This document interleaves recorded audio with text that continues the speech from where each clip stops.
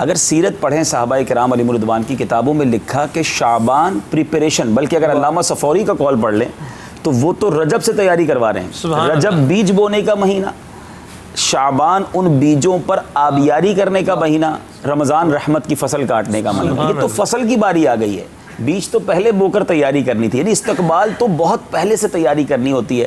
اور ہمارے اسلاف شعبان میں اپنے آپ کو فری کرنا شروع کر دیتے، صدقے دے دیتے، جو زکوٰۃ دینی ہوتی ادا کر لیتے، لینا دینا نپٹا لیتے. زکوٰۃ رمضان میں دیں گے نا، رمضان میں دیں گے زیادہ ثواب ملے گا. دیکھیں بالکل رمضان میں دینے کا ثواب زیادہ ملے گا. اگلے سال کی رمضان میں دے دیں، پچھلے سال کی شعبان میں دے دیں، ایڈوانس میں تو دے سکتے ہیں نا. تو اصل میں شعبان میں دینے کا فائدہ یہ ہے کہ ابھی نکالنے کا فائدہ یہ ہے کہ یہ استقبال. بہت اچھی بات انہوں نے کی کہ نبی پاک رمضان میں سخاوت فرماتے. بالکل ہم رمضان میں بھی کریں، لیکن اس وقت مہنگائی کا دور ہے، غربت کا دور ہے. اگر آپ نے اپنی زکوٰۃ دینی ہے تو اگر ان دنوں میں دے دیں تو کسی غریب کا رمضان اچھا ہو جائے گا، اس کے گھر میں بھی کچھ فراخی آ جائے گی. اچھا اسی طرح کئی ایسے ہوں گے جن کے جو بونس دیتے ہیں، اپنے امپلائیز کو بونس دیتے ہیں، بڑی اچھی بات ہے رمضان میں دیتے ہیں. تو اس میں بھی اگر یہ معمول کر لیا جائے کہ جناب عید تک اس بونس کو لے جانے کی بجائے وہ بھی رمضان سے پہلے یا رمضان کے شروع میں دے دیا جائے، تاکہ اس عید کی بھی تیاری کرنے میں آسانی رہے اور اپنے گھر کے افطاری اور دیگر معاملات میں بھی آسانی رہے. اچھا اسی طرح جس مہمان کی جتنی اہمیت ہوگی اتنی اس کی تیاری ہوگی. میں دو باتیں عرض کرتا ہوں. سرکار علیہ الصلوۃ والسلام کی ایک حدیث پاک جس کا مضمون ہے کہ اگر تم جانتے کہ رمضان کیا ہے تو پورا سال تمنا کرتے کہ رمضان ہوتا. تو یہ اہمیت بتانے کے لیے کافی ہے. اور پھر مولا علی کرم اللہ تعالی وجہ الکریم نے کمال بات ارشاد فرمائی جس کا مضمون کچھ اس طرح ہے کہ اگر اللہ تبارک و تعالیٰ کو اس امت کو عذاب دینا ہوتا تو انہیں رمضان اور سورہ اخلاص نہ عطا فرما. یعنی عذاب سے بچانے کے لیے مہینہ آیا. تو اب اس مہینے کے لیے کتنی تیاری ہونی چاہیے. اور اب جس تیزی کے ساتھ ہماری زندگی کے ایام گزر رہے ہیں، ہم پانچوں بیٹھے ہیں، ہمیں 10 سال پرانی بات ایسا لگتا ہے کہ کل ہی ہوئی تھی. پچھلے سال ہم نے سلسلے ختم کیے، دوبارہ آ گیا.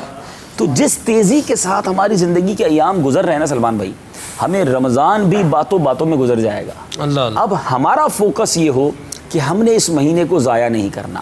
اور وہ حدیث بہت ہی امپورٹنٹ ہے جو حضرت جبریل امین نے دعا کی اور پیارے آقا نے آمین فرمائی کہ جو رمضان پائے اور اپنی مغفرت نہ کروائے وہ ہلاک و برباد ہو جائے، اس کی ناک خاک آلود. اور نبی پاک نے آمین فرما کر اس پر مہر لگا دی، قبولیت کی مہر ہو گئی. تو اب مجھے اور آپ کو اس بات کو ریئلائز کرنا ہے کہ ایچ اینڈ ایوری ڈے، ہر دن اٹس مور امپورٹنٹ.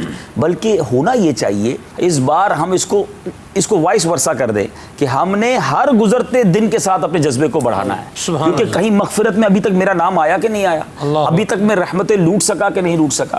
اچھا پھر استقبال کی ایک اہم تیاری کل ہے. پاکستان اور بہت سارے دنیا کے ملکوں میں رمضان کی پہلی رات، اور اس وقت ماہ رمضان ہمارے درمیان دنیا میں تو موجود ہے الحمدللہ. حرمین طیبین میں تشریف لا چکا ہے، افریقن ملکوں میں آ چکا ہے، UK میں آج پہلی تراویح ہو رہی ہے، یا دنیا کے کئی ملکوں میں آ چکا ہے. یعنی رمضان دنیا میں کرم فرما ہو چکا ہے. ہماری باری کل آنی ہے. تو جہاں آج پہلی رات ہے یہ ان کے لیے بھی مدنی پھول ہے اور کل ہماری پہلی رات ہے. تو یہ سب سے مین چیز حدیث پاک کا مضمون ہے. اس امت کو ماہ رمضان کی برکت سے اللہ تبارک و تعالیٰ نے وہ 5 چیزیں عطا کی ہیں جو اس سے پہلے کسی کو نہیں ملی. اور اس میں کل جو ہے نا بڑا امپورٹنٹ وقت ہے، اور وہ ہے کل کی رات.